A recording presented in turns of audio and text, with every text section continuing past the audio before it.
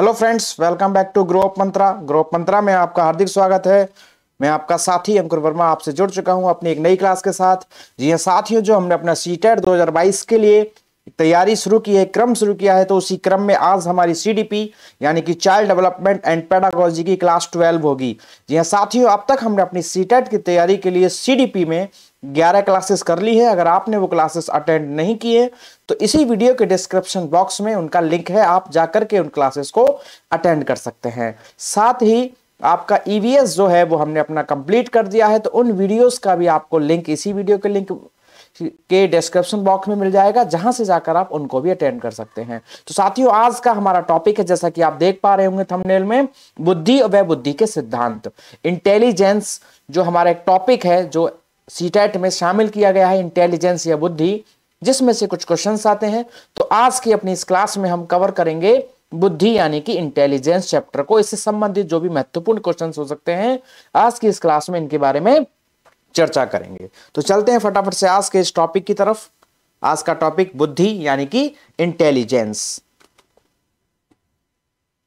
बुद्धि यानी इंटेलिजेंस की अगर हम शुरुआत से बिल्कुल बेसिक बात करें तो पहला बिंदु इसके लिए होगा कि सर्वप्रथम जो बुद्धि शब्द है या इंटेलिजेंस शब्द है, इसका प्रयोग किसने किया। बिल्कुल बेसिक क्वेश्चन, फैक्ट क्वेश्चन। तो बुद्धि शब्द का सर्वप्रथम जो प्रयोग किया था वो फ्रांसिस गाल्टन ने किया था 1885 में। बिल्कुल साथियों, बुद्धि शब्द का प्रयोग सर्वप्रथम किया था फ्रांसिस गाल्टन ने 1885 में। वहीं साथियों, बुद्धि पर जो सर्वाधिक कार्य किया है, अक्सर पूछा जाता है बुद्धि से संबंधित सबसे अधिक कार्य किसने किया है, यदि बुद्धि पर सबसे प्रभावशाली रूप से जो बातें कही हैं वो किसने कही हैं, तो उसमें नाम जोड़ा जाता है बिने व साइमन का। मुख्य तौर पर बिने का नाम जोड़ा जाता है, जैसे कि आप पिक्चर में देख पा रहे हैं, ये बिने हैं। तो बुद्धि पर सर्वाधिक कार्य बिने व साइमन ने किया, जिसमें भी मुख्य तौर पर अगर नाम लेना चाहें तो उत्तर होगा बिने। जी हाँ साथियों, तो शब्द किसने दिया, फ्रांसिस गाल्टन ने। बुद्धि पर सर्वाधिक कार्य किसने किया, बिने ने किया। बुद्धि है क्या, अगर हम इस बात पर चर्चा करें कि बुद्धि है क्या, तो बुद्धि को जो कंक्लूड रूप से उत्तर दिया गया है या समझाने का प्रयास किया गया है, उसमें यह बताया गया है कि बुद्धि जो है वो अनेक मानसिक शक्तियों का समूह है। क्या है, अनेक मानसिक शक्तियों का एक समूह है, जिसको हमने क्या कहा है, बुद्धि कहा है। जैसे कि हमारे अंदर या एक बालक के अंदर जो तर्क वितर्क करने की क्षमता है, निर्णय करने की क्षमता है, किसी भी चीज के लिए डिसीजन करना, कल्पना यानी कि इमेजिनेशन, समायोजन यानी कि एकोमेंडेशन, मूर्त चिंतन यानी कि कॉन्क्रीट थिंकिंग, अमूर्त चिंतन यानी कि फॉर्मल या एब्स्ट्रैक्ट थिंकिंग, समस्या समाधान यानी कि प्रॉब्लम सॉल्विंग आदि संबंधित जो भी चीजें हैं जो हम करते हैं अपने दैनिक जीवन में, दिन प्रतिदिन प्रति समय हम किसी भी परिस्थिति में फंसने पर या कोई भी जब कार्य करते हैं तो विभिन्न प्रकार की मानसिक शक्तियों को प्रयोग करते हैं।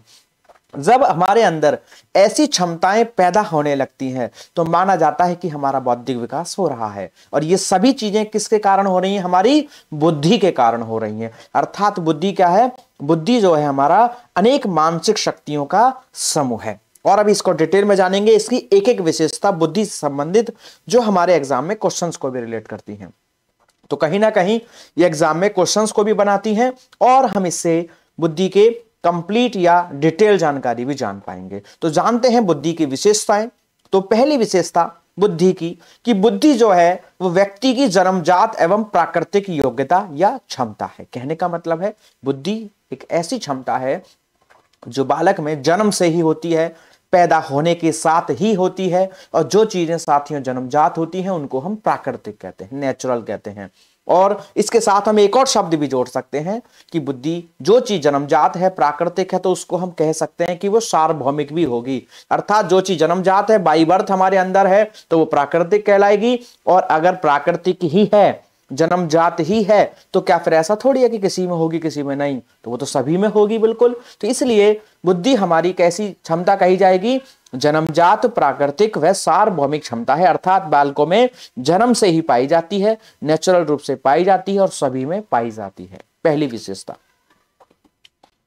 दूसरी विशेषता की बात करें, अक्सर ऐसा कहा भी जाता है लेकिन वो गलत माना जाता है कि अगर हम चर्चा करें लिंग के आधार पर, on the basis of gender, अगर हम बुद्धि से संबंधित कोई चर्चा करना चाहें तो अक्सर ऐसा हम कई बार कहते हुए सुन लेते हैं लोगों को कि लड़कियों में बुद्धि कम होती है, लेकिन ऐसा बिल्कुल भी नहीं है, क्योंकि इस बात को, इस कथन को लैंगिक रूढ़िवादिता, जेंडर स्टीरियोटाइप के नाम से जाना जाता है। ऐसा बिल्कुल भी नहीं है, यह बिल्कुल गलत है, क्योंकि बुद्धि के सिद्धांत और जो बुद्धि से संबंधित थ्योरीज हैं वो इस बात की पुष्टि करती हैं कि लिंग के आधार पर बुद्धि संबंधी कोई अंतर नहीं पाया जाता है। क्या मतलब है इस बात से? कि लड़का लड़कियां कोई भी हो, किसी में भी बुद्धि संबंधी कोई अंतर नहीं पाया जाता है। अंतर होगा, लेकिन अगर आप उसको जेंडर बेसिस पे करना चाह रहे हो तो यह बिल्कुल गलत है। पर्सन टू पर्सन इंटेलिजेंस का लेवल कम ज्यादा हो सकता है, लेकिन ये जेंडर बेसिस होगा ये बिल्कुल भी फिक्स नहीं है। हो सकता है लड़कों में भी बुद्धि कम हो, ऐसा निश्चित नहीं है कि लड़कियों में होगी बुद्धि कम। तो ये बिल्कुल क्या है, एक फॉल्स या रॉन्ग स्टेटमेंट है कि लड़कियों बुद्धि कम होती है। अगर ऐसा फिर भी कोई कहता है तो इसको हम जेंडर स्टीरियोटाइप या लैंगिक रूढ़िवादिता में रखते हैं। तो याद रखेंगे साथियों, लिंग के आधार पर या on the basis of gender there is no difference of intelligence power in any person. तो कहने का मतलब है कि लिंग के आधार पर बुद्धि संबंधी कोई अंतर नहीं पाया जाता। इस बात को अच्छे से याद रखना है। फिर भी अगर कोई ऐसा कहता है तो इसको हम लैंगिक रूढ़िवादिता में मानेंगे। बुद्धि की अगली विशेषता, बुद्धि क्या है? बुद्धि व्यक्ति को अमूर्त चिंतन योग्यता करने की जो योग्यता है प्रदान करती है। अर्थात हम कई बार जो चीजें हमारे सामने होती हैं उनको तो फिर भी सोच ही लेते हैं, लेकिन बुद्धि एक ऐसी क्षमता है कि ये हमें उन चीजों के बारे में भी, उन वस्तुओं के बारे में भी, उन कॉन्सेप्ट्स के बारे में भी सोचने की, चिंतन करने की, विचारने की क्षमता पैदा करती है जो हमारे सामने भी नहीं है। अर्थात इस बात से हम यह कह सकते हैं कि बुद्धि व्यक्ति को अमूर्त चिंतन करने की योग्यता प्रदान करती है। अर्थात ये एक ऐसी क्षमता सोचने, समझने की, विचारने की हमें पैदा करती है जो कि एक अद्भुत होती है। अद्भुत से मतलब कि चीजें ना भी हो तो भी हम उनके बारे में सोच पा रहे हैं, तो उसी को कहीं ना कहीं एक अमूर्त चिंतन के नाम से जाना गया है, जो कि हमको बुद्धि ही प्रदान करती है।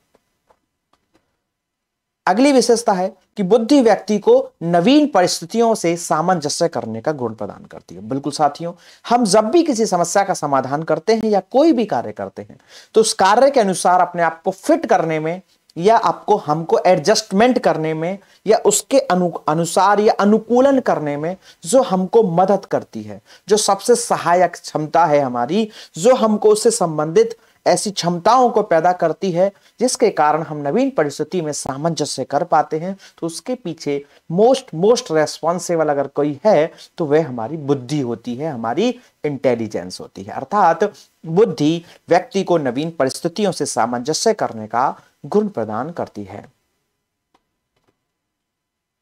अगली विशेषता, बुद्धि का विकास कब से शुरू होता है? तो बुद्धि का विकास जैसे ही एक बालक जन्म लेता है तभी से होना शुरू हो जाता है, और सामान्यतः जो प्रकृति मानी गई है वो किशोरावस्था के लगभग अंत तक हो जाती है। उसके बाद उसमें आगे की चीजें बढ़ती रहती हैं, स्तर बढ़ता रहता है, लेकिन बौद्धिक स्तर से जो मानसिक शक्तियां हैं, जो बेसिक्स हैं, लगभग वो किशोरावस्था के अंत तक विकसित हो जाती हैं, फिर आगे उनमें चीजें बढ़ती रहती हैं। लेकिन सामान्यतः अगर हम बोलें तो बुद्धि का विकास जन्म से शुरू हो जाता है और लगभग किशोरावस्था के अंत तक हो जाता है।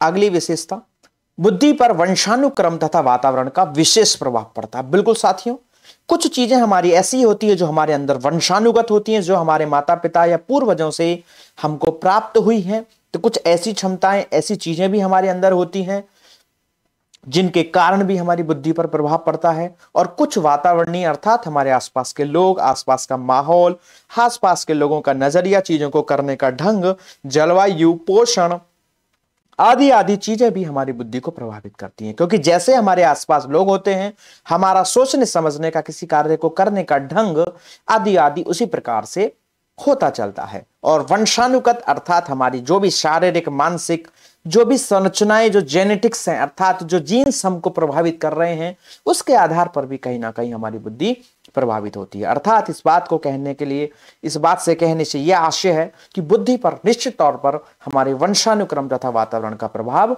पड़ता है। तो हमारी जो हेरिडिटी है और एनवायरमेंट है, इसका हमारी इंटेलिजेंस पर बिल्कुल निश्चित तौर पर प्रभाव पड़ता है।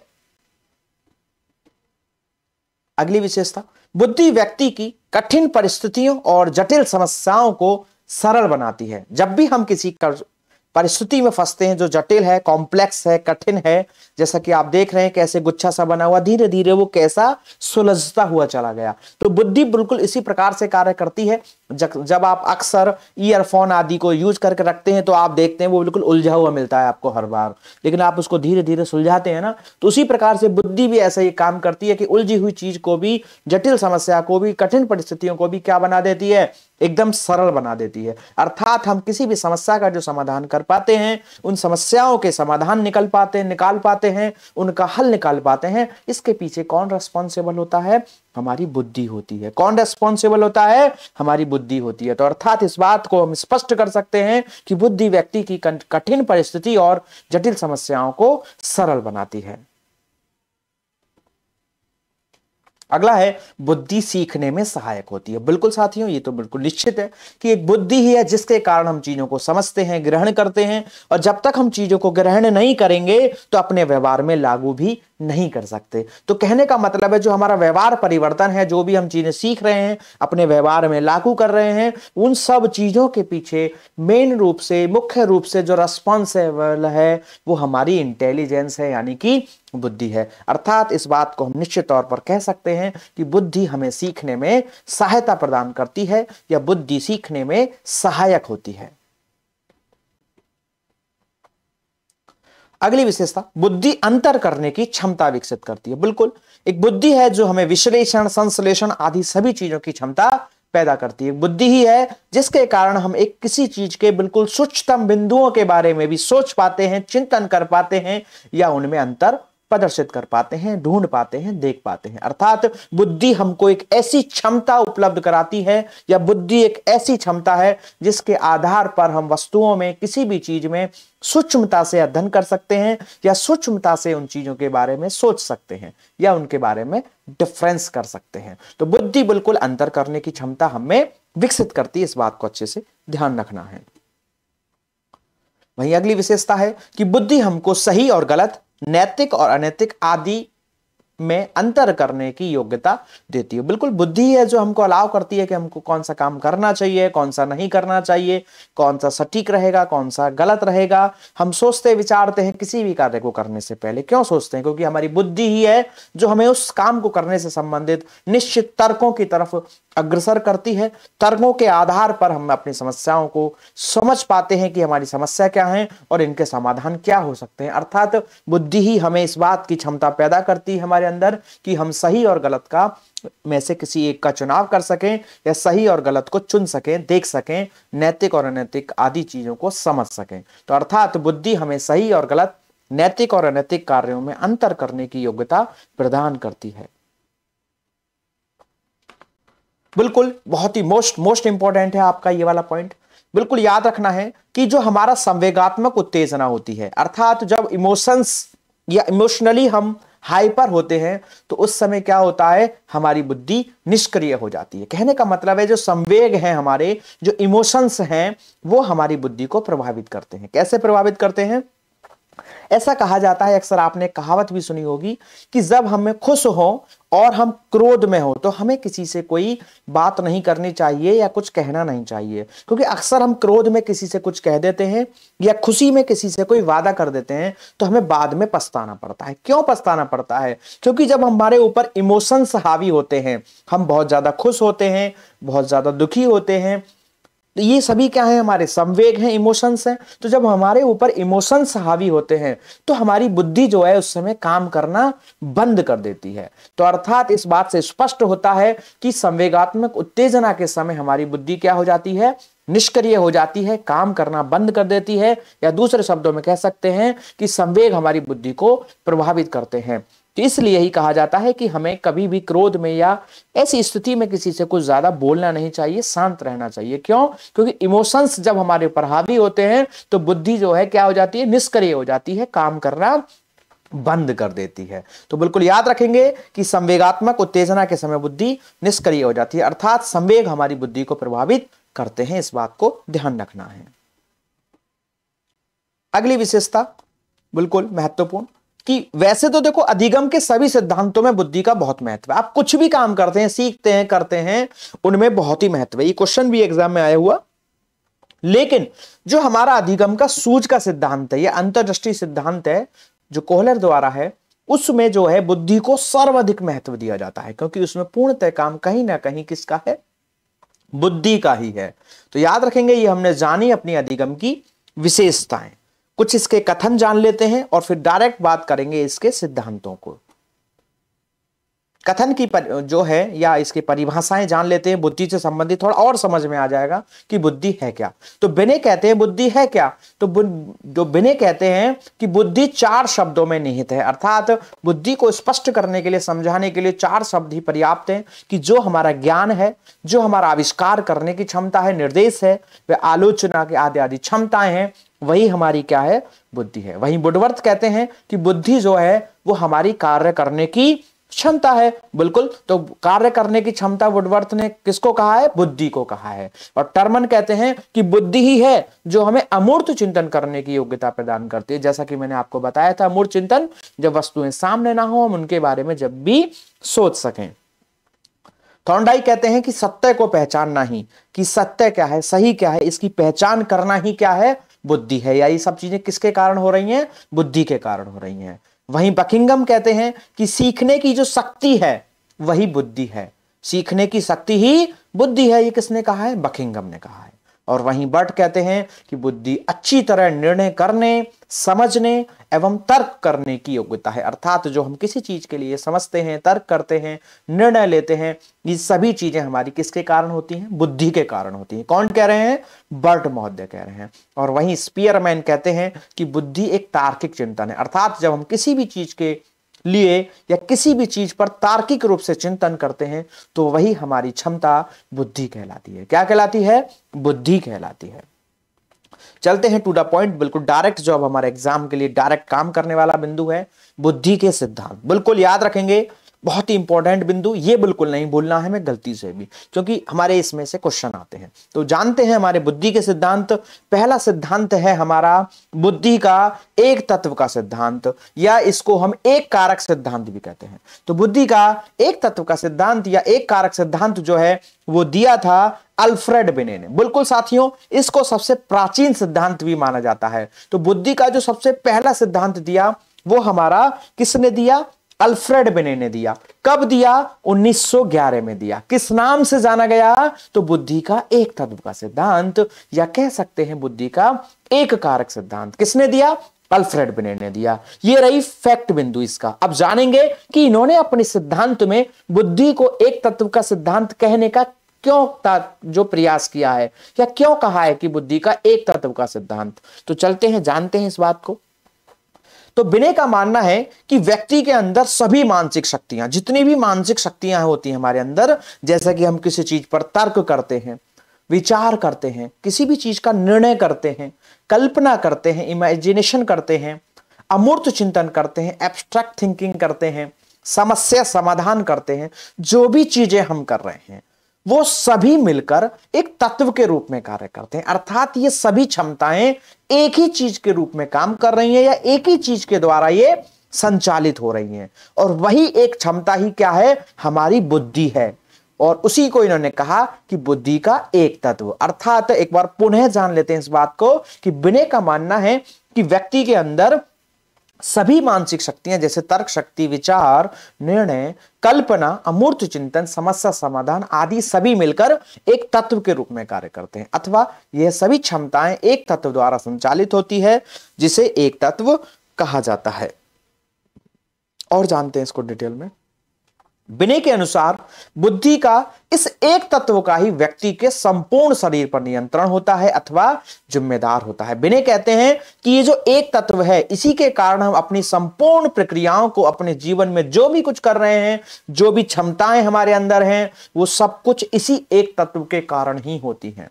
बिल्कुल साथियों, तो इन्होंने कहा कि बुद्धि में एक तत्व है और उसी के कारण हम जितनी भी क्षमताएं कर पा रहे हैं, जो भी हमारी मानसिक क्षमताएं, शक्तियां हैं, वो सब कुछ इसी एक तत्व के कारण ही हैं। या दूसरे शब्दों में कह सकते हैं वो सभी मिलकर ही एक तत्व के रूप में कार्य करती हैं। और वही हमारे संपूर्ण शरीर पर या उसी का ही हमारे संपूर्ण शरीर पर नियंत्रण होता है। हमारी कार्यशैली सभी चीजों में वही कौन होते हैं, जिम्मेदार होते हैं। इसलिए साथियों इनके सिद्धांत को निरंकुशवादी सिद्धांत भी कहा गया है। क्यों कहा गया है? क्योंकि अगर एक ही तत्व सब कुछ होगा तो इसके संदर्भ में जॉनसन ने कहा है कि यदि यह तत्व क्रियाशील अवस्था में होगा तो व्यक्ति अपने काम कर पाएगा, जीवन में चीजें कुछ कर पाएगा, और अगर यही निष्क्रिय हो गया तो व्यक्ति फिर तो असफल होगा, फिर तो वो कुछ कर ही नहीं सकता। सब कुछ सर्वे सर्वा इन्होंने एक ही चीज को बता दिया है बुद्धि के संदर्भ में। इसलिए इनके सिद्धांत को निरंकुशवादी सिद्धांत कहा गया है। क्या कहा गया है? बुद्धि का निरंकुशवादी सिद्धांत के नाम से भी जाना गया है। क्यों? क्योंकि इसमें इन्होंने सर्वे सर्वा एक ही तत्व को कह दिया गया है। और जॉनसन ने इस बात की पुष्टि करने के लिए कथन भी दिया कि यह तो ऐसी बात हो गई कि अगर यह तत्व क्रियाशील अवस्था में होगा तो व्यक्ति सफल है, काम कर पाएगा, चीजों को कर पाएगा, अन्यथा वो तो कुछ कर ही नहीं सकता। तो यही हमारा जो है बुद्धि का एक तत्व का सिद्धांत है जो बिने का है, जिसमें इन्होंने बुद्धि के संदर्भ में सिर्फ एक तत्व को ही रेस्पॉन्सिबल माना है। अब अगला सिद्धांत बड़ा ही मोस्ट इंपॉर्टेंट है, ये बहुत पूछा जाता है। बुद्धि का द्विकारक या द्वितत्व सिद्धांत या दो खंडीय सिद्धांत, अर्थात ये स्पीयरमैन ने दिया है 1904 में। बिल्कुल साथियों याद रखेंगे, जो हमारा बुद्धि का द्वितत्व सिद्धांत है या द्विकारक सिद्धांत है या दो खंडीय सिद्धांत है, वो किसने दिया? तो उत्तर होगा एक बार में स्पीयरमैन। किसने दिया? स्पीयरमैन ने दिया। कब दिया? 1904 में दिया। अब इस बात जान लेते हैं कि इन्होंने इसमें क्या कहा। तो जैसे एक तत्व वाले सिद्धांत में आप समझ पाए कि उन्होंने बुद्धि के संदर्भ में एक तत्व को बताया है, तो जैसा कि आप नाम से थोड़ा सा स्पष्ट कर पा रहे होंगे कि इन्होंने फिर क्या कहा होगा। तो इन्होंने कहा है साथियों कि बालक के अंदर बुद्धि में या मनुष्य के अंदर, व्यक्ति के अंदर बुद्धि के संदर्भ में दो कारक होते हैं, दो तत्व होते हैं, दो फैक्टर होते हैं। ठीक है, जो कि हमारी जो विभिन्न क्षमताएं हैं उन्हीं के द्वारा संचालित होती हैं, और उनको नाम दिया, एक को दिया जी तत्व या जनरल तत्व कह सकते हैं, सामान्य तत्व कह सकते हैं। सामान्य तत्व इंग्लिश में कहेंगे जनरल फैक्टर, इसलिए उसको शॉर्ट में हम कह सकते हैं जी तत्व। और दूसरा बताया है एस तत्व, इंग्लिश में कहेंगे इसको स्पेसिफिक फैक्टर, या हिंदी में कह सकते हैं विशिष्ट तत्व। तो स्पीयरमैन ने बुद्धि के संदर्भ में दो तत्व बताए हैं, जी तत्व और एस तत्व, और इनको डिटेल जानेंगे अभी क्योंकि इसमें से एग्जाम में क्वेश्चन बनता है। इन्होंने जी तत्व की जो तुलना की है वो बिल्कुल क्या कहा है कि जी तत्व राजा के समान होता है। कैसे होता है? राजा के समान होता है। और वहीं जो एस तत्व है हमारा, वो एक प्रजा के समान कार्य करता है। इसलिए इनके सिद्धांत को राजतंत्रीय सिद्धांत के नाम से भी जाना जाता है। किस नाम से जाना जाता है? राजतंत्रीय सिद्धांत के नाम से भी जाना जाता है हमारे स्पीयरमैन के द्वितत्व या द्विकारक या दो खंडीय सिद्धांत को। इन्होंने जी तत्व को राजा और एस तत्व को प्रजा की संज्ञा दी है, इसलिए इसको राजतंत्र कहा गया है। अब एक एक बिंदु इसका जानेंगे, इन दोनों में डिफरेंस क्या है, ये दो प्रकार की बुद्धि इन्होंने क्यों बताई है और किन कामों के लिए कौन सी बुद्धि को रिस्पॉन्सिबल ठहराया है। तो जानते हैं साथियों एक एक को डिटेल में। तो जी तत्व ये बुद्धि का सामान्य तत्व है, और एस तत्व जो है ये बुद्धि का विशिष्ट तत्व है, एक स्पेशल फैक्टर है हमारी बुद्धि का। ये पहली विशेषता। दूसरी विशेषता जानेंगे, जो हमारा जी तत्व है यह हमारी जो सामान्य योग्यताएं होती हैं, जो हमारी सामान्य विशेषता हैं, जो हमारे सामान्य गुण हैं, उनको प्रदर्शित करती है। अर्थात हर मनुष्य में, हर बालक में कुछ ऐसी क्षमताएं हैं जो इस प्रकृति में सभी के अंदर पाई गई हैं। अर्थात ऐसी क्रियाएं जो इस जीवन में, इस प्रकृति में हर व्यक्ति करता है, जन्म से ही करता है। तो ऐसी क्षमताएं अकॉर्डिंग टू स्पीयरमैन किस बुद्धि के कारण संचालित होती हैं? हमारे जी तत्व के कारण होती हैं। किसके कारण होती हैं? जी तत्व के कारण होती हैं। जैसे कि हमारे दिन प्रतिदिन की जितनी क्रियाएं हैं वो सभी हम किसके कारण करते हैं? जी तत्व के कारण करते हैं। वहीं अगर बात करें एस तत्व की, तो ये कौन सी हैं? तो हमारी कुछ ऐसी योग्यताएं होती हैं, हमारी कुछ ऐसे गुण होते हैं, हमारी कुछ ऐसी विशेषताएं होती हैं जो पर्सन टू पर्सन बिल्कुल डिफरेंट होती हैं, और पर्सन टू पर्सन इनकी मात्रा भी अलग अलग होती है। जैसे किसी को गाना गाना बहुत अच्छा आता है, कोई पेंटिंग बहुत अच्छी कर सकता है, किसी को कुकिंग बहुत अच्छी करनी आती है, तो कोई गणित की संबंधित समस्याओं को हल करने में बहुत अच्छा हुनर रखता है। तो सभी इसी प्रकार से कुछ कार्य ऐसे होते हैं जो पर्सन टू पर्सन डिफरेंट होते हैं, और अगर एक जैसी प्रकृति दो लोगों में है भी तो भी उनकी मात्रा एक समान नहीं होती। कोई पेंटिंग बहुत अच्छी करता है तो कोई ऐसी पेंटिंग करता है कि जिसका कोई जवाब नहीं। कोई गाना अच्छा गाता है तो कोई इतना भी अच्छा गाना गाता है कि आप उसको सुनेंगे तो सुनने का बार बार मन करेगा। तो कहने का मतलब जो हमारे अंदर कुछ ऐसी एबिलिटीज हैं जो बिल्कुल पर्सन टू पर्सन डिफर करती हैं, अलग अलग होती हैं, उनको रखा है इन्होंने स्पीयरमैन ने एस तत्व में। क्या बताया है उनको? एस तत्व माना है। ठीक है, तो सभी व्यक्तियों में इसकी प्रकृति और मात्रा अलग अलग होती है। किसमें? एस तत्व। इसमें हम कौन सी क्षमताओं को लेंगे? जैसे जी तत्व में हमने उन क्षमताओं को लिया जो दिन प्रतिदिन हर व्यक्ति अपने जीवन में करता है, लेकिन एस तत्व में हमारी ऐसी क्षमताएं आएंगी जो हमारे पर्टिकुलर कुछ शौक या हुनर होते हैं, जो हमारी रुचि आधारित हमारे कुछ काम होते हैं, वो सब हमारे एस तत्व के कारण होते हैं। किसके कारण होते हैं? एस तत्व के कारण होते हैं। और जानते हैं साथियों इसको डिटेल में, बहुत ही इंपॉर्टेंट सिद्धांत है ये हमारा। जो जी तत्व है हमने पहले बताया, ये सभी में पाया जाता है। दिन प्रतिदिन हम जो भी कुछ काम कर रहे हैं वो किसके कारण कर रहे हैं? जी तत्व के कारण कर रहे हैं। तो अर्थात ये कैसा हुआ? जन्मजात हुआ, प्राकृतिक हुआ। देखो सभी में पाया जा रहा है, इसका मतलब ये जन्मजात हुआ और प्राकृतिक हुआ। और एस तत्व कैसा है? ये हमारा अर्जित है, ये हमने बाहर से इसको हायर किया है।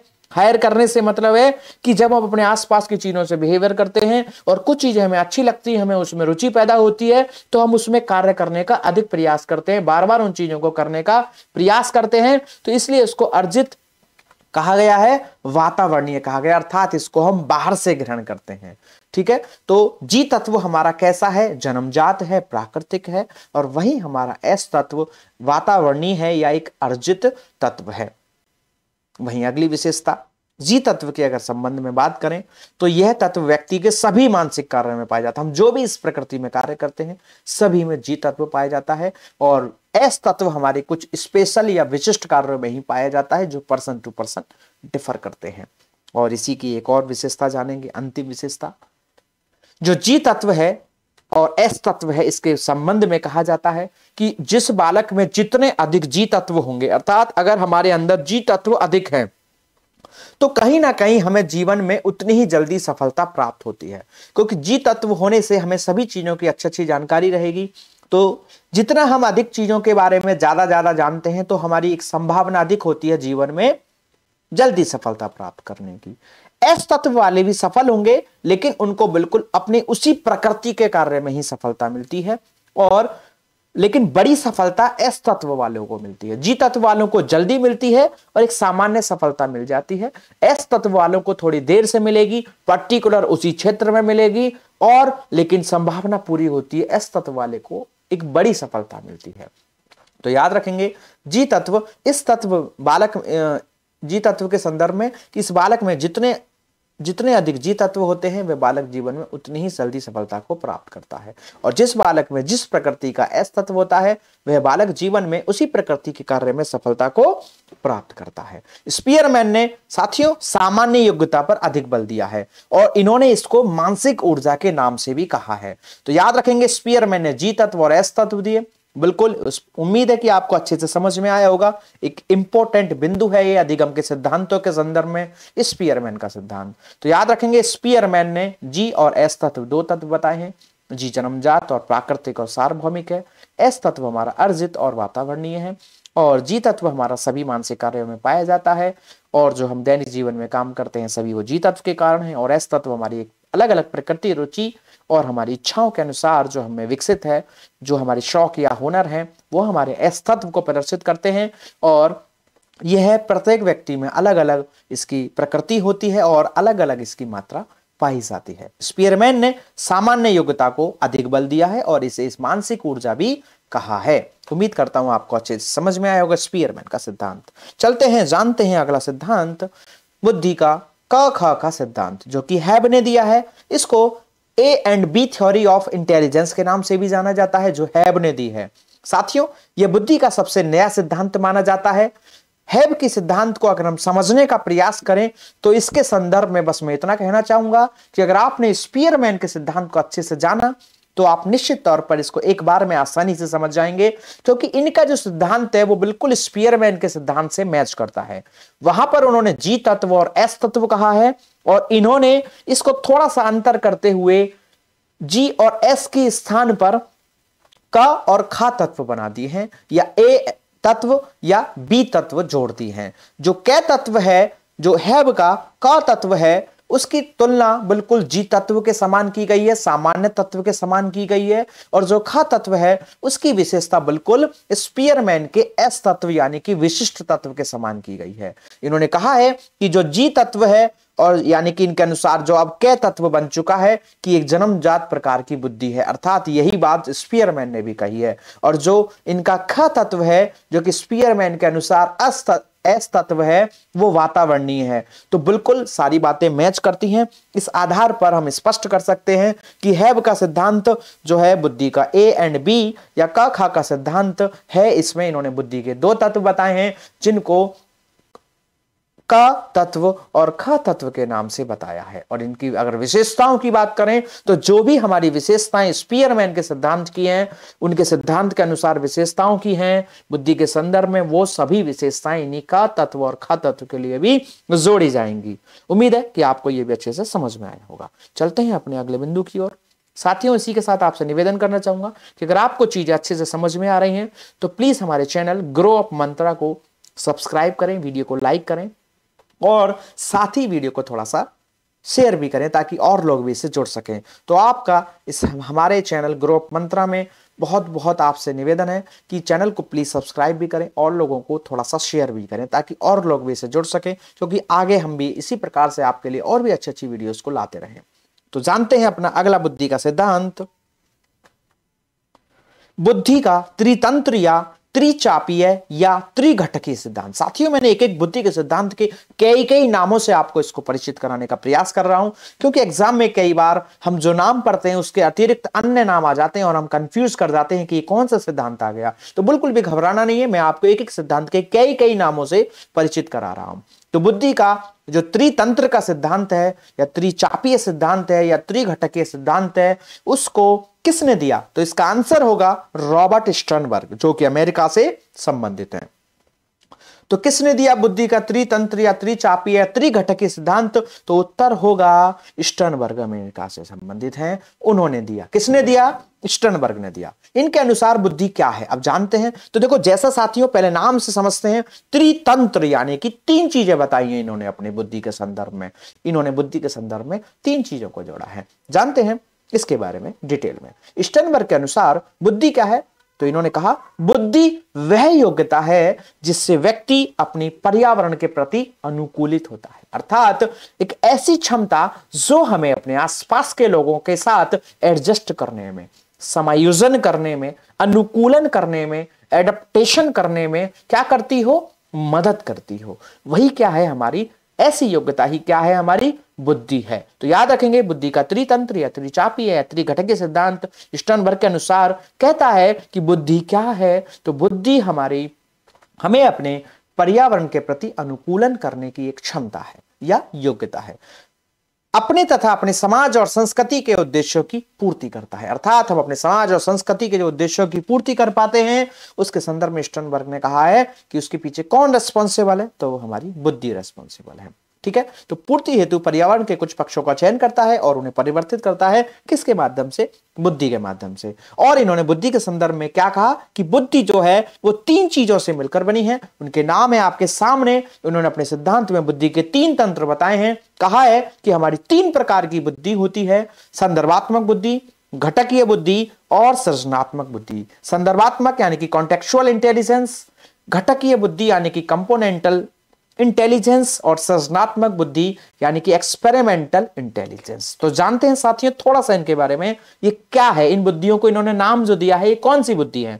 तो चलते हैं पहली बुद्धि की ओर, संदर्भात्मक बुद्धि या कॉन्टेलेक्चुअल इंटेलिजेंस। किसे कहते हैं संदर्भात्मक बुद्धि? तो इन्होंने इसको कहा है कि इसे हम दूसरे शब्दों में व्यवहारिक बुद्धि भी कह सकते हैं। कौन सी बुद्धि? व्यवहारिक बुद्धि। तो इन्होंने कहा अपनी बुद्धि के संदर्भ में जो इन्होंने 3 चीज बताई, तो इन्होंने बताया एक पहली बुद्धि हमारी होती है जिसको इन्होंने कहा कॉन्टेक्चुअल इंटेलिजेंस या संदर्भात्मक बुद्धि, जिसको हम दूसरे शब्दों में कह सकते हैं व्यवहारिक बुद्धि। तो इन्होंने बताया कि हमारे अंदर एक ऐसी बुद्धि है, एक ऐसा पक्ष भी है हमारी बुद्धि में जो हमको सूझबूझ की क्षमता पैदा करता है। क्या करता है? सूझबूझ की क्षमता पैदा करता है। तो याद रखेंगे साथियों कि जो हमारे अंदर सूझबूझ की क्षमता पैदा करती है, अकॉर्डिंग टू स्टर्नबर्ग, वो कौन सी बुद्धि है? वो संदर्भात्मक बुद्धि है। कौन सी बुद्धि है? संदर्भात्मक बुद्धि है। और साथियों इसी के आधार पर ही व्यक्ति क्या कर पाता है? समायोजन कर पाता है। क्या कर पाता है? हम समायोजन कर पाते हैं, एडजस्टमेंट कर पाते हैं, एकोमेंडेशन कर पाते हैं। तो स्टर्नबर्ग के अनुसार पहली बुद्धि संदर्भात्मक बुद्धि जो हमारे अंदर सूझबूझ को पैदा करती है, इसलिए इसको हम व्यवहारिक बुद्धि के नाम से भी जानते हैं। जानते हैं स्टर्नबर्ग के अनुसार दूसरी बुद्धि, इसका नाम है घटकीय बुद्धि यानी कि कंपोनेंटल इंटेलिजेंस। क्या है घटकीय बुद्धि? घटक मतलब कंपोनेंट्स यानी कि किसी भी चीज के पार्ट। तो अर्थात एक ऐसी बुद्धि, स्टर्नबर्ग के अनुसार एक ऐसी बुद्धि जो किसी भी व्यक्ति को समस्या का समाधान करने के लिए जानकारियों का विश्लेषण करने की क्षमता पैदा करती हो। अर्थात हमारी एक बौद्धिक, ऐसी बौद्धिक क्षमता जिसके आधार पर हम सूचनाओं का विश्लेषण कर सकें, उनके बारे में विस्तार से चीजों को चिंतन कर सकें। तो ऐसी बुद्धि को ही इन्होंने क्या कहा है? घटकीय बुद्धि। अर्थात ये हमारे अंदर विश्लेषण करने की क्षमता पैदा करती है। तो याद रखेंगे साथियों, ऐसी कौन सी बुद्धि है जो हमें क्या विश्लेषण करने की क्षमता पैदा करती है? तो उत्तर होगा अकॉर्डिंग टू स्टर्नबर्ग घटकीय बुद्धि। इसलिए इसको विश्लेषण बुद्धि के नाम से भी जाना जाता है। किस नाम से जाना जाता है? विश्लेषण बुद्धि के नाम से भी जाना जाता है। इस बुद्धि की अधिक मात्रा रखने वाले लोग कैसे होंगे? जिन साथियों, जिन लोगों में, जिन बच्चों में, जिन बालकों में घटकीय बुद्धि अधिक होगी, अकॉर्डिंग टू स्टर्नबर्ग जिन बालकों में यह बुद्धि, घटकीय बुद्धि अधिक होगी, वो लोग विश्लेषण बहुत अच्छा कर पाते हैं चीजों का, उनको आलोचनात्मक ढंग से उनका चिंतन कर सकते हैं, अर्थात उसके गुण, दोष आदि चीजों को बहुत अच्छे से समझा सकते हैं, उनके बारे में वर्णन कर सकते हैं। तो अकॉर्डिंग टू स्टर्नबर्ग दूसरी बुद्धि है घटकीय बुद्धि, कंपोनेंटल इंटेलिजेंस, जिसको हम विश्लेषण बुद्धि भी कहते हैं, क्योंकि ये चीजों का विश्लेषण करने और आलोचनात्मक ढंग से उनके बारे में सोचने की हमारे अंदर क्षमता पैदा करती है। कौन सी बुद्धि? घटकीय बुद्धि। जानते हैं अगली बुद्धि, अकॉर्डिंग टू स्टर्नबर्ग तीसरी बुद्धि क्या है? चलिए एक और बात इसमें रह गई साथियों, यह बुद्धि व्यक्ति में तर्क वितर्क, वाद विवाद, समस्या समाधान, कार्य विषय को छोटे छोटे भागों में बांटने और उसको समझने की क्षमता पैदा करती है, जैसे कि मैं आपको समझा ही चुका हूं। जानते हैं इसके अनुसार, इनके अनुसार तीसरी बुद्धि क्या है? सृजनात्मक बुद्धि, एक्सपेरिमेंटल इंटेलिजेंस। तो अकॉर्डिंग टू स्टर्नबर्ग तीसरी बुद्धि जो इनके त्रितंत्र के सिद्धांत में है, त्रिपाचीय के सिद्धांत में है, त्रिचापीय के सिद्धांत में है, तो उसको जानते हैं। तो ये एक ऐसी बुद्धि है जो हमको कुछ नया करने के लिए, नए नियम बनाने के लिए, नई चीजों के बारे में सोचने के लिए, या जो चीजें हमारे सामने भी नहीं हैं उन चीजों के बारे में सोचने, बनाने, करने से संबंधित योग्यताओं को पैदा करती है। एक ऐसी क्षमता हमारे अंदर जो है, उसी को इन्होंने क्या कहा है? सृजनात्मक बुद्धि कहा है। इसलिए साथियों इसको हम अनुभवजन्य बुद्धि के नाम से भी जानते हैं। किस नाम से जानते हैं? सृजनात्मक बुद्धि को अनुभवजन्य बुद्धि के नाम से भी जानते हैं। यह बुद्धि व्यक्ति में क्या करती है? मौलिकता को बढ़ाती है, अर्थात हमारे अंदर कुछ नयापन लाती है। हम नई चीजों का इसके कारण निर्माण कर पाते हैं, नए सिद्धांतों का निर्माण कर पाते हैं, हम उन चीजों के बारे में भी चिंतन कर पाते हैं जो हमारे आसपास नहीं है। तो याद रखेंगे साथियों, अकॉर्डिंग टू स्टर्नबर्ग बुद्धि के 3 चीजें बताई इन्होंने, संदर्भात्मक बुद्धि, घटकीय बुद्धि और सृजनात्मक बुद्धि। हमने इनको जाना, उम्मीद है कि आपको अच्छे से समझ में आया होगा। साथियों अगर फिर भी कोई चीज समझ में ना आए तो प्लीज आपको इस वीडियो को थोड़ा सा रिवाइंड करके दोबारा से रिपीट करके देख लीजिएगा, तो दोबारा में बिल्कुल बहुत अच्छे से चीजें याद हो जाएंगी, क्योंकि कुछ नाम ऐसे जुड़े हुए होते हैं हमारे इन सिद्धांतों के साथ। चीजें तो हमें तुरंत समझ में आ जाती है, लेकिन नाम ऐसे होते हैं जो थोड़ा सा तुरंत हम उनको कनेक्ट नहीं कर पाते हैं। तो इसलिए थोड़ा सा आप चाहे तो एक बार वीडियो को पुनः देख सकते हैं। तो बढ़ते हैं आगे। वेलकम टू ग्रो अप मंत्रा।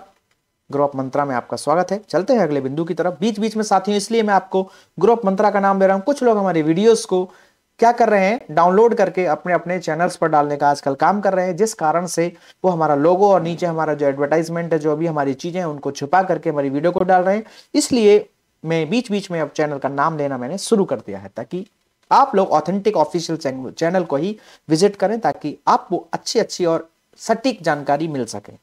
चलिए साथियों, अगला है सिद्धांत बुद्धि का त्रिआयामी या त्रिअंशीय सिद्धांत। बिल्कुल साथियों, वो तत्व था, त्रिपाचीय था, लेकिन याद रखेंगे इसको हम, ये हमारा कैसा है, बुद्धि का त्रिआयामी सिद्धांत है।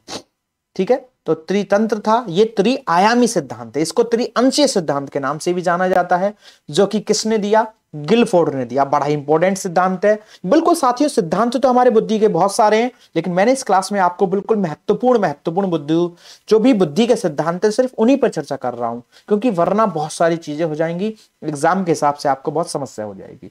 तो बिल्कुल इंपॉर्टेंट बुद्धि के सिद्धांतों को जानना, ये भी एक बहुत ही इंपॉर्टेंट है, जो कि दिया है हमारे जेपी गिलफोर्ड ने, एक रूस के मनोवैज्ञानिक हैं ये। इन्होंने दिया था बुद्धि का त्रिआयामी या त्रिअंशीय या थ्री डायमेंशनल जो प्रिंसिपल है of intelligence proposed by J P Guilford. Three dimensional क्यों बोल रहे हैं, क्योंकि इन्होंने अपने सिद्धांत को एक बक्से नुमा सिद्धांत से रिप्रेजेंट किया है। जानेंगे इसको, अभी चलते हैं इसमें डिटेल। तो इसे विषय वस्तु संक्रियता उत्पाद सिद्धांत के नाम से भी जाने जाते हैं, और यह बुद्धि का एक संरचनावादी सिद्धांत इसको माना जाता है। स्ट्रक्चर बेस्ड एक थ्योरी है, प्रिंसिपल है ऑफ इंटेलिजेंस, किसकी, गिलफोर्ड की। त्रिआयामी या त्रिअंशीय सिद्धांत, जानते हैं इसको डिटेल में।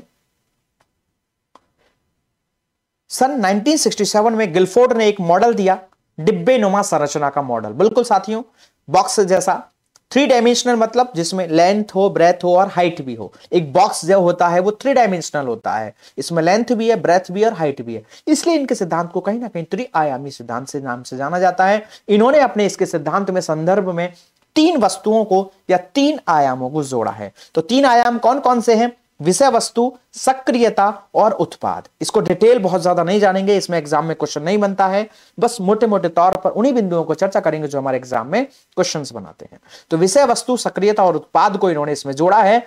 इसके आधार पर इन्होंने three dimensional theory of intelligence दी है, जिसको हम डिब्बे नुमा संरचना मॉडल सिद्धांत भी कहते हैं, प्रपोज्ड बाई जेपी गिलफोर्ड। बिल्कुल साथियों, तो इसको डिब्बे नुमा संरचना सिद्धांत कहा गया। त्रिआयाम बताए गए हैं, कौन कौन, विषय वस्तु, सक्रियता और उत्पाद।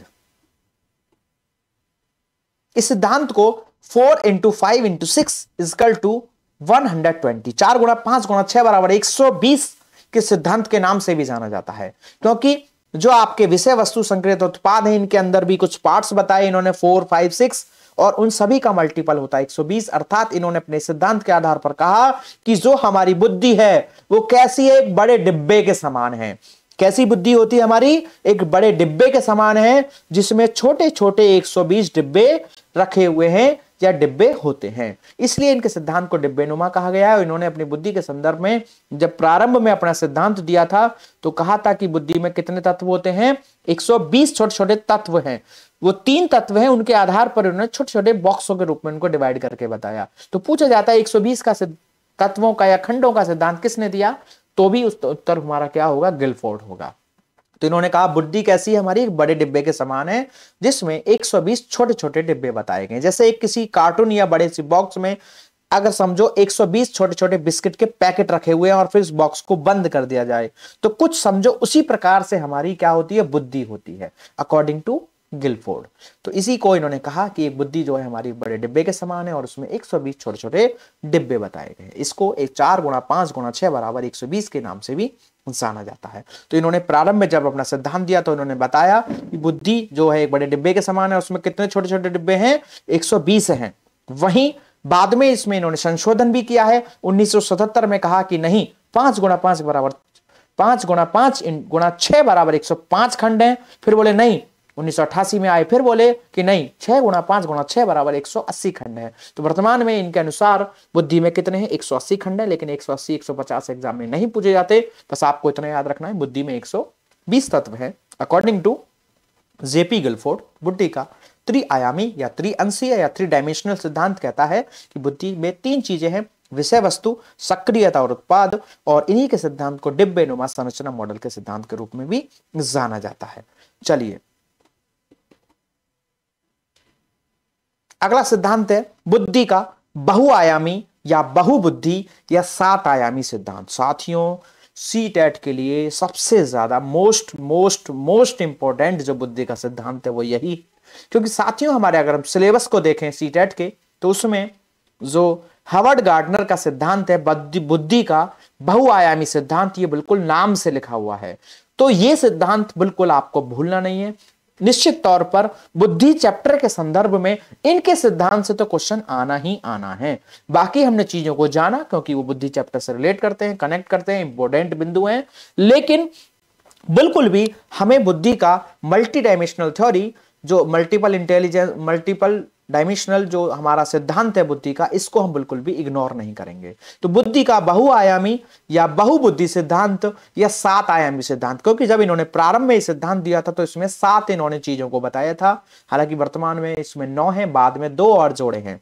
तो बुद्धि का बहुआयामी सिद्धांत किसके साथ जोड़ा गया है, इसका नाम किसके साथ जोड़ा गया है, तो आंसर होगा हार्वर्ड गार्डनर। बिल्कुल साथियों, गार्डनर ने ही हमारा बुद्धि का बहुआयामी या बहुबुद्धि सिद्धांत दिया। बिल्कुल, अमेरिका की पुस्तक frames of mind the theory of multiple intelligence में गार्डनर ने प्रारंभ में बुद्धि के कितने तत्व बताए, 7। जैसे किसी ने कहा 1 है, किसी ने कहा 2 है, किसी ने कहा 3 है, बिने ने कहा 1 है, स्पीयरमैन ने 2 बताए, हैब ने भी 2 बताए, तो तुम्हारे गिलफोर्ड ने और हमारे 3 बता दिए। लेकिन फिर गार्डनर ने कहा कि नहीं, बुद्धि में कितने हैं, बुद्धि में इनके अनुसार 7 तत्व हैं, अर्थात हमारी बुद्धि जो है उसमें अलग अलग प्रकार की बौद्धिक क्षमताएं हैं और कार्य के अनुसार हमारे अंदर अलग अलग प्रकार की बुद्धि है। तो इसके संदर्भ में इन्होंने सबसे पहली बार अपनी एक पुस्तक frames of mind the theory of multiple intelligence में बुद्धि के 7 प्रकार बताए। बाद में साथ ही उसमें 2 बुद्धि और जोड़ी हैं 1998 और 2000 में, और वर्तमान में उसी के आधार पर हार्वर्ड गार्डनर के अनुसार कितने हुए, बुद्धि के 9 प्रकार हुए। कितने हुए, बुद्धि के 9 प्रकार हुए। जानते हैं साथियों सिद्धांत को और डिटेल में बिल्कुल एक एक बिंदु को अच्छे से जानेंगे अपने गार्डनर के सिद्धांत को। गार्डनर के अनुसार बुद्धि कोई 1, 2 या 3 तत्वों से मिलकर नहीं बनी है, बल्कि बुद्धि क्या है, तो गार्डनर के अनुसार बुद्धि भिन्न भिन्न प्रकार की बुद्धियों का अस्तित्व होता है। बुद्धि क्या है, भिन्न भिन्न प्रकार की बुद्धियों का अस्तित्व होता है। प्रत्येक प्रकार की बुद्धि इनके अनुसार क्या है, एक दूसरे से स्वतंत्र होती है। अलग अलग प्रकार की हमारे अंदर बुद्धि है और सभी एक दूसरे से क्या है, स्वतंत्र होती हैं। ठीक है, तो ये गार्डनर ने कहा कि हमारे अंदर विभिन्न प्रकार की बुद्धि है, 1, 2 या 3 से नहीं मिलकर बनी है और सभी बुद्धि एक दूसरे से स्वतंत्र होती है, जिसमें इन्होंने 9 बुद्धि बताई हैं। ठीक है, जानते हैं एक एक को डिटेल में। 9 बुद्धि जैसे कि भाषाई बुद्धि है, हमारी तार्किक बुद्धि है, स्थानिक बुद्धि है, संगीतात्मक बुद्धि है, शारीरिक गति संवेदी बुद्धि है, अंतरा व्यक्तिगत बुद्धि है, हमारा अंत्य व्यक्तिगत बुद्धि है, प्रकृतिवादी बुद्धि है और हमारी अस्तित्ववादी बुद्धि है। तो जानते हैं एक एक बुद्धि को डिटेल में साथियों, बिल्कुल जानते हैं। पहली बुद्धि है हमारी भाषाई बुद्धि। बिल्कुल, लिंग्विस्टिक इंटेलिजेंस के नाम से इसे पुकारा जा सकता है, भाषाई बुद्धि या शाब्दिक बुद्धि भी कह सकते हैं। तो अकॉर्डिंग टू गार्डनर हमारे अंदर एक भाषाई बुद्धि होती है या एक शाब्दिक बुद्धि होती है।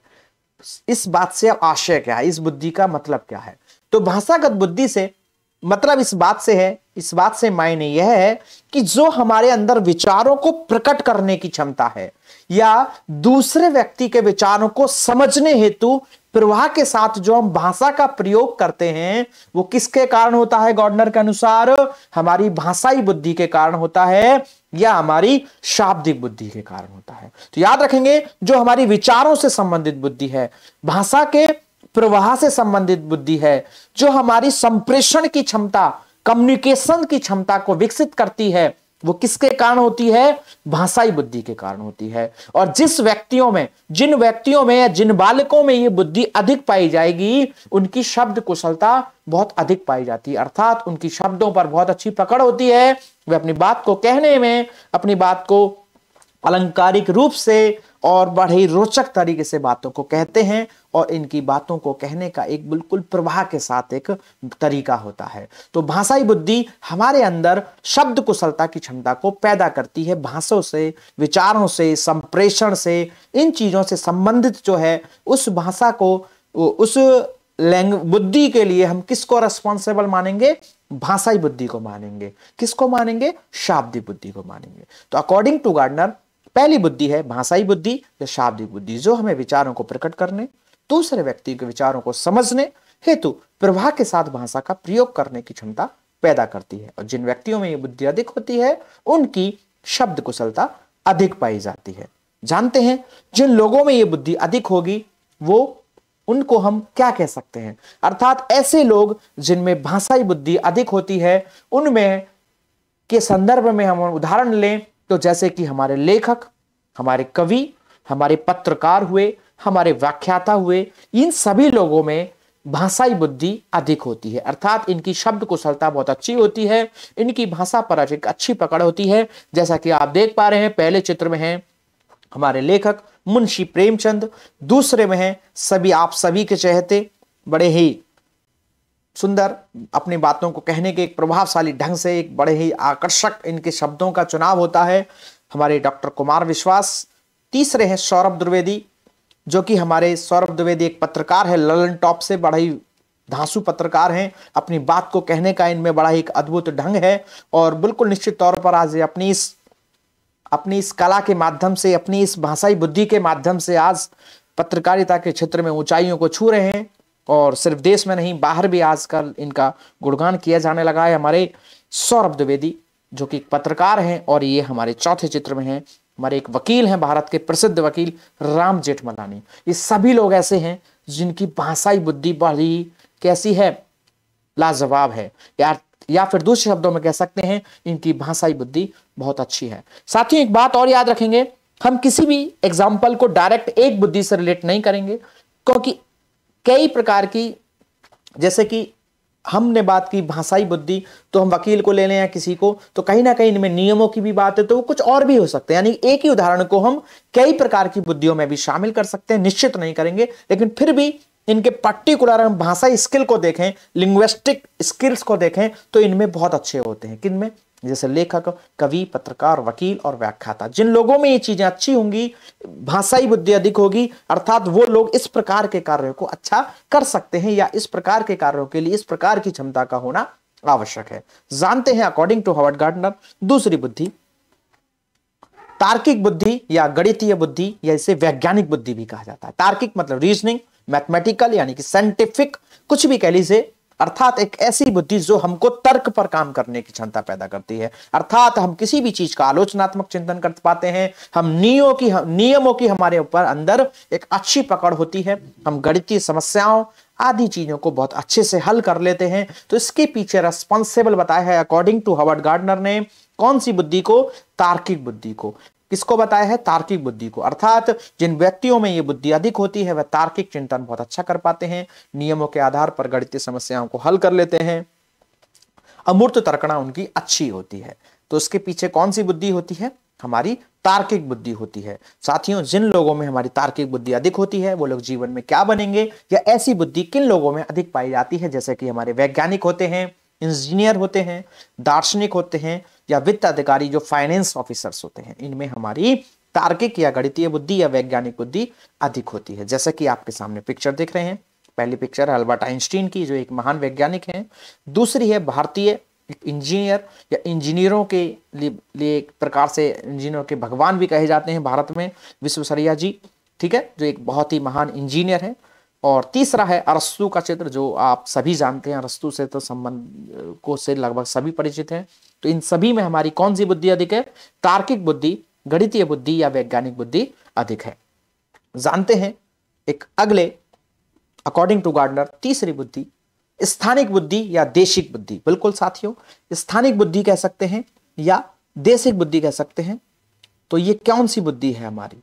तो एक ऐसी बुद्धि होती है हमारे अंदर जो हमें किसी भी दृश्य, स्थान आदि को शुद्ध रूप से समझते हैं। अर्थात कुछ लोगों में साथियों ऐसी क्षमता होती है कि वो किसी भी वस्तु को एक बार देख ले तो आसानी से भूलते नहीं है, और उन चीजों के उनके मस्तिष्क में क्या बन जाते हैं? प्रतिबिंब बन जाते हैं, बिंब बना लेते हैं वो। तो ऐसी क्षमता होती है, अर्थात जो एक बार वो किसी चीज को देख ले तो वो आसानी से उनको भुलाते नहीं है, उनके मन में उनमें उनसे संबंधित एक अच्छे खासे बिंब बन जाते हैं, प्रतिबिंब बन जाते हैं। जैसे कि उदाहरण के लिए एक फनी एग्जाम्पल है लेकिन थोड़ा सा समझ सकते हैं, जैसे कि नागिन फिल्म में श्रीदेवी एक बार जिसका चेहरा देख ले तो उसके आंखों में उसके फुट खींच लेती थी। तो कहने का मतलब है कुछ ऐसी ही क्षमता उस बात से रिलेट करने का मेरा मतलब यह है कि जब कोई किसी को देखे और उसका एक प्रकार से बिल्कुल फोटो खींच ले, अर्थात बिल्कुल ऐसे इमेज को अपने माइंड में बिल्कुल फिक्स कर ले कि जिसको एक बार देख ले उसको आसानी से ना भूले, और यहां तक कि एक बार में देखी हुई चीजों के बारे में बाद में हट जाने के बावजूद भी बिल्कुल ऐसे चिंतन कर ले जैसे वो वस्तुएं अभी भी उसके सामने ही हो। तो ऐसा किस कारण होता है? तो उनके इसके संदर्भ में अकॉर्डिंग टू हावर्ड गार्डनर वो कौन रेस्पॉन्सिबल है? तो स्थानिक बुद्धि या देशिक बुद्धि रेस्पॉन्सिबल है, जो कि हमारे अंदर प्रत्यक्षीकरण यानी कि परसेप्शन मेकिंग की क्षमता विकसित करती है। जब हम किसी भी चीज को देखते हैं तो उसके कारण हम क्या करते हैं? प्रत्यक्षीकरण करते हैं, देखते हैं। और जैसा कि आप पिक्चर में देख पा रहे हैं, ये 3 इमेजेस अलग अलग हैं, लेकिन गौर से देखो तो एक ही इमेज है। थोड़ा सा गौर करें अगर, तो आपके सामने ये तीनों इमेजेस हैं, देखने में अलग अलग लग रही होंगी, लेकिन थोड़ा सा अगर गौर फरमाएंगे तो ये एक ही चीज है, बिल्कुल एक ही चीज दिखाई गई है तीनों चित्रों में।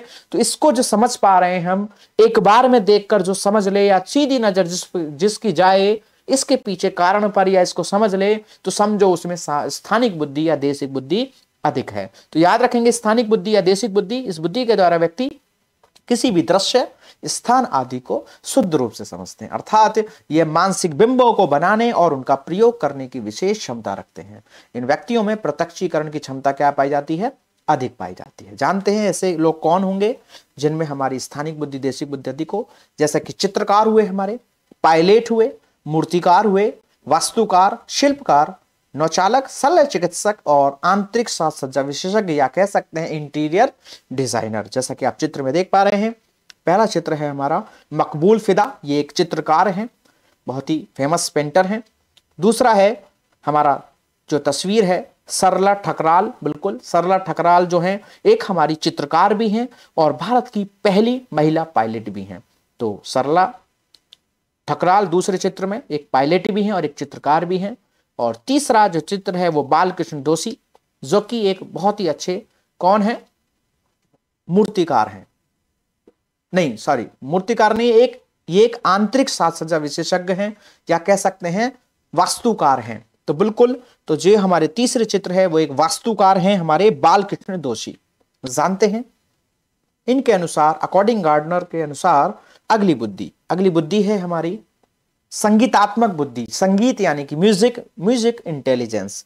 गार्डनर ने कहा कि कुछ लोगों में म्यूजिकल इंटेलिजेंस भी है, अर्थात कुछ लोगों में संगीतक रचनाओं को उत्पन्न करने की, उनको बनाने की क्षमता बहुत अधिक होती है। और वो किसके कारण होती है? संगीतात्मक बुद्धि के कारण होती है। इस बुद्धि से कुशल व्यक्ति में ध्वनियों की बहुत अच्छी पकड़ होती है, उनका लय, आरोह, अवरोह से संबंधित इनमें बहुत अधिक संवेदनशीलता पाई जाती है, अर्थात यह हर का सा भी सुर ताल नीचे आने जाने पर आसानी से पकड़ लेते हैं, पहचान लेते हैं।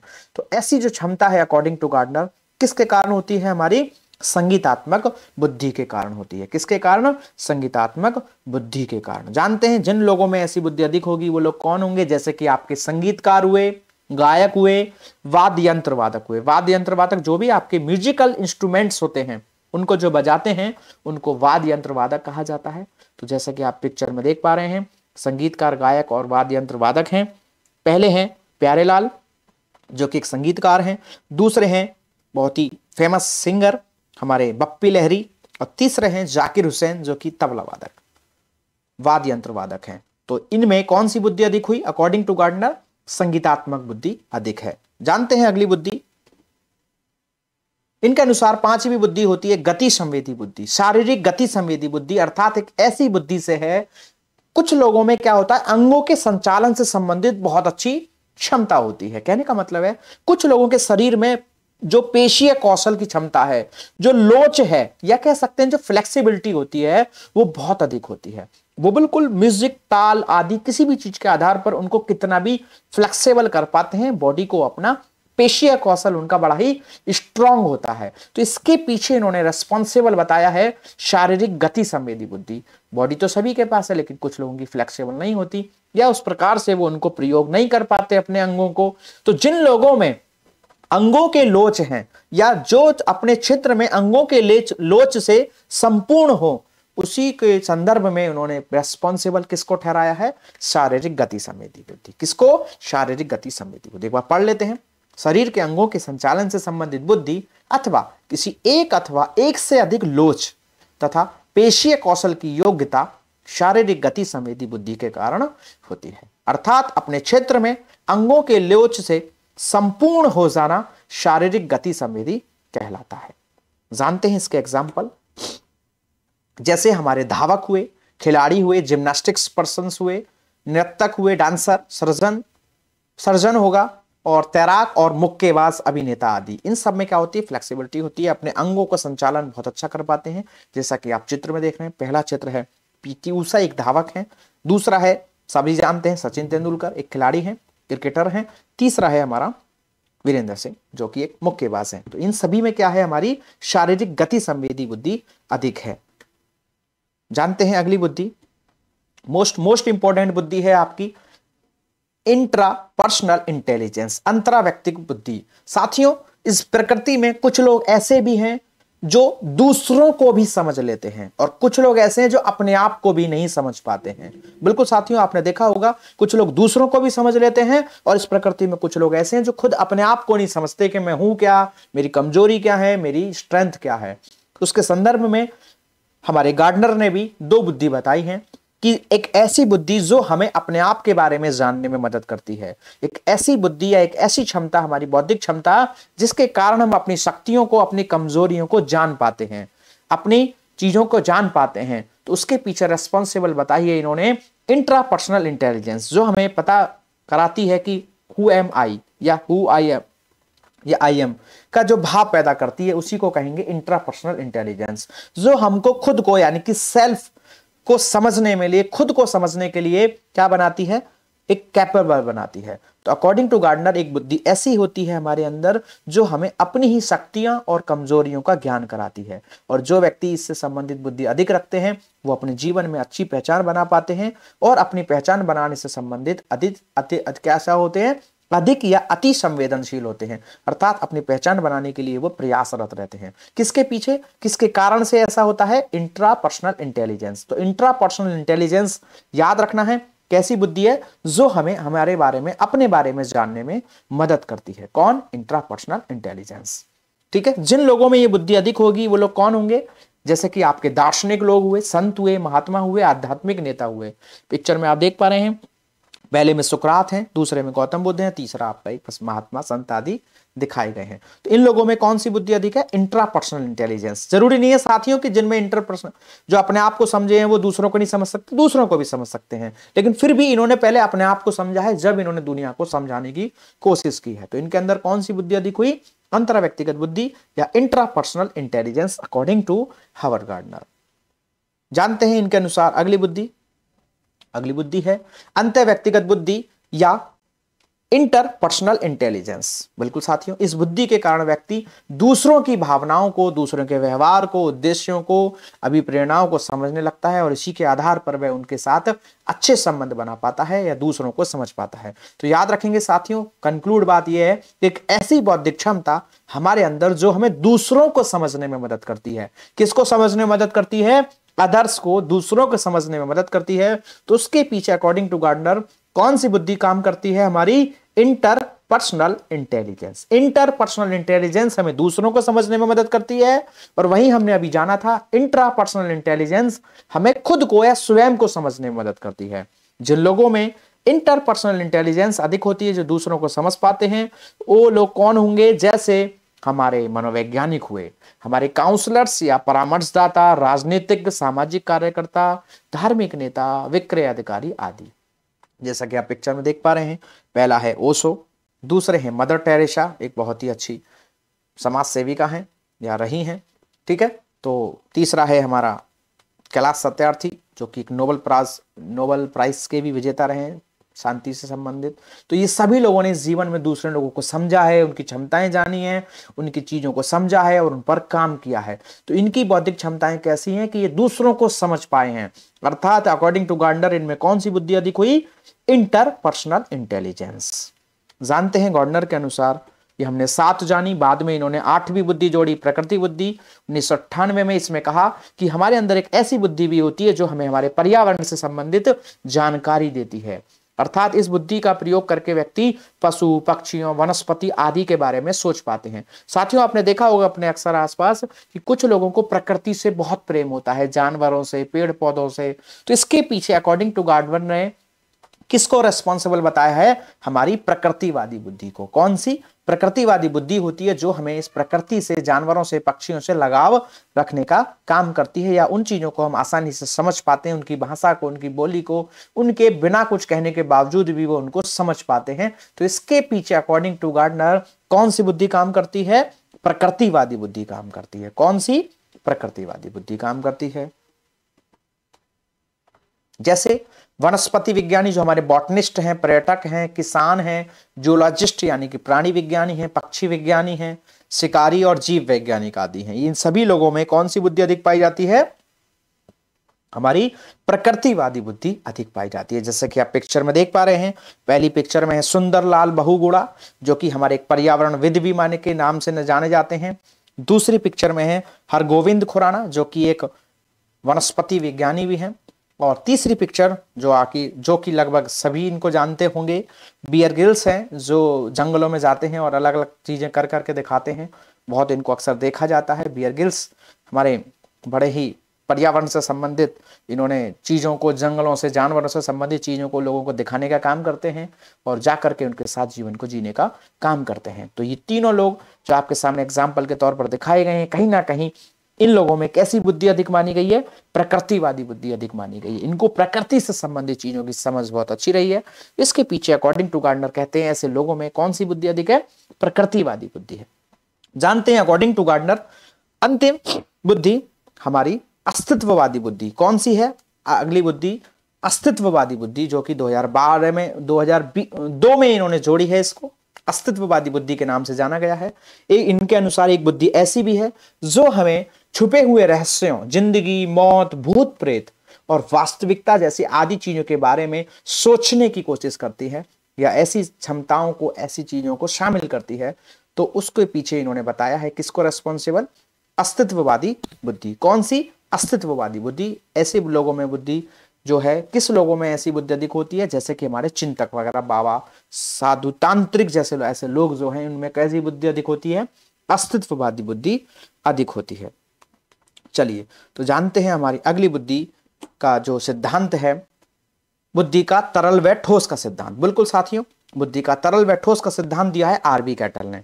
कैटल ने अपने सिद्धांत में तरल बुद्धि के संदर्भ में वंशानुक्रम को बताया है और ठोस बुद्धि के संदर्भ में वातावरण को। बिल्कुल, कैटल कहते हैं दो प्रकार की बुद्धि होती है, तरल व ठोस। तो जो हमारी क्षमताएं वंशानुक्रम है, जो माता पिता से मिली हैं, वो किसके कारण है? हमारी ठोस बुद्धि, वो तरल बुद्धि है वो हमारी। और जो क्षमताएं हमको वातावरण से ग्रहण की हमने, वो किसके कारण आई है? हमसे जो वातावरण के कारण आई है, उसको हम कहते हैं ठोस बुद्धि। बिल्कुल, एक बार फिर जान लेते हैं थोड़ा डिटेल में। तरल बुद्धि से तात्पर्य सोचने, समझने की, कल्पना करने की ऐसी क्षमताओं से है जो हमारी जन्मजात है या वंशानुक्रम है, जो प्राकृतिक हैं, अर्थात जो हमको प्राकृतिक रूप से मिली हैं, वंशानुगत मिली हैं, जन्मजात मिली हैं। ऐसी क्षमताओं को अकॉर्डिंग टू कैटल कौन सी बुद्धि कहा गया है? तरल बुद्धि। और वहीं एक ऐसी क्षमताएं जो हमारे अंदर अनुभव से, आसपास की चीजों को करने से, अर्जन के माध्यम से हमें प्राप्त हुई हैं, ऐसी क्षमताएं किसके कारण हैं? या ऐसी बुद्धि क्षमताओं को हम क्या कहेंगे? ठोस बुद्धि कहेंगे। क्या कहेंगे? ठोस बुद्धि कहेंगे। तो याद रखेंगे, बुद्धि का तरल व ठोस का सिद्धांत किसने दिया? आरबी कैटल ने। तरल बुद्धि किसे कहा है? जो वंशानुगत है, प्राकृतिक है, जन्मजात है। और जो हमारी ठोस बुद्धि है वो किसको कहा है? जो अनुभवजन्य है, वातावरणीय है, या जो अर्जित बुद्धि है, जो अर्जित क्षमताएं हैं, वो कौन सी? हमारी ठोस बुद्धि होगी।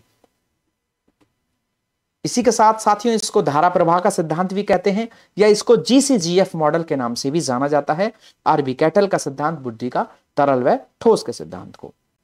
जानते हैं अपना अगला सिद्धांत, बड़ा ही मोस्ट इंपॉर्टेंट है ये भी, बहुतत्व का सिद्धांत, जो कि थॉर्नडाइक ने दिया है। थॉर्नडाइक ने दिया बुद्धि का बहुतत्व, अर्थात इनके अनुसार जो बुद्धि के तत्व है वो कितने हैं? बहुत सारे तत्व होते हैं। जानते हैं इसको डिटेल से, पहले जान लेते हैं इनके सिद्धांत के अन्य नाम बहुत सारे हैं। इसको हम बहुखंडात्मक सिद्धांत के नाम से भी जानते हैं, बहुकारक सिद्धांत के नाम से, मात्रा का सिद्धांत, बुद्धि का आणविक सिद्धांत, बालू का सिद्धांत, रेत के टीले का सिद्धांत, परमाणुवादी सिद्धांत, असत्तात्मक सिद्धांत, multiple factor theory, quantum theory, sand theory आदि आदि नामों से भी जानते हैं। लेकिन जानते हैं इनके सिद्धांत में इन्होंने क्या कहा है, तो चलते हैं।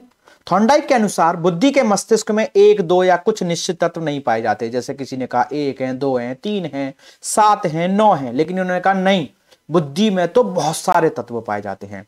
जब इनसे पूछा गया तो कितने हैं जी ये तो बताओ, तो इन्होंने कहा कि बुद्धि में इतने सारे तत्व होते हैं कि जिनकी गिनती नहीं की जा सकते। बोले फिर भी कि अगर तुम ज्यादा चाहते हो तो जाओ एक रेत के टीले पर जहां रेत पड़ा हुआ है और वहां उसको मुट्ठी में भर लो और उसमें जितने भी आपकी मुट्ठी में रेत आए उसके कणों को गिन कर लाओ।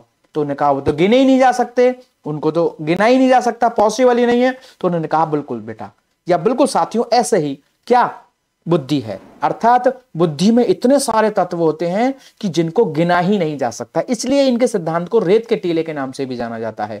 जिस प्रकार से एक रेत के टीले में बुद्धि, रेत के कणों को गिना नहीं जा सकता, उसी प्रकार से बुद्धि में भी असंख्य तत्व होते हैं जिनको कभी गिना नहीं जा सकता। और कहा कि हम अपने जीवन में जो भी प्रकृति में इस काम, जितने भी काम करते हैं, हर एक काम को करने के लिए हमारी बुद्धि में एक निश्चित तत्व पाया गया है या एक निश्चित तत्व होता है जिसके द्वारा हम उस काम को करते हैं। और हर एक काम को करने के लिए एक अलग तत्व है और उसका दूसरे से कोई भी संबंध नहीं है, अर्थात एक एक तत्व एक दूसरे से क्या होते हैं, स्वतंत्र होते हैं।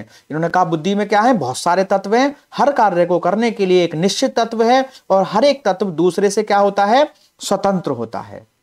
वहीं इन्होंने कहा कि बुद्धि में कोई भी सामान्य तत्व भी नहीं होता है, जितने भी होते हैं वो कैसे होते हैं, सारे विशिष्ट तत्व होते हैं। अर्थात थॉर्नडाइक ने इस बात को और कहा कि जी तत्व तो कोई होता ही नहीं है, कैसे होते हैं, सारे विशिष्ट तत्व ही होते हैं और हर एक कार्य को करने के लिए एक अलग ही तत्व होता है। इसलिए इनके सिद्धांत को जॉनसन ने प्रजातांत्रिक बुद्धि का सिद्धांत भी कहा है। इन्होंने कहा बुद्धि में कोई जी तत्व नाम का तत्व ही नहीं होता, सारे के सारे विशिष्ट तत्व ही होते हैं।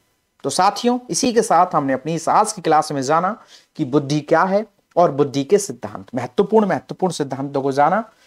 तो उम्मीद है कि आपको आज की क्लास समझ में आई होगी। तो साथियों, अगर आपको आज की क्लास समझ में आई तो प्लीज वीडियो को लाइक करें एंड शेयर करें और साथ ही अन्य लोगों को भी वीडियो को शेयर कर दिया करें ताकि और लोग भी इससे जुड़ सकें। तो मिलते हैं आपसे अपनी जल्दी अगली क्लास में नए टॉपिक के साथ। जब तक के लिए आप इसी प्रकार बने रहें, पढ़ते रहें, सीखते रहें। Thanks for watching. Don't forget to like and share the video. Please subscribe the channel.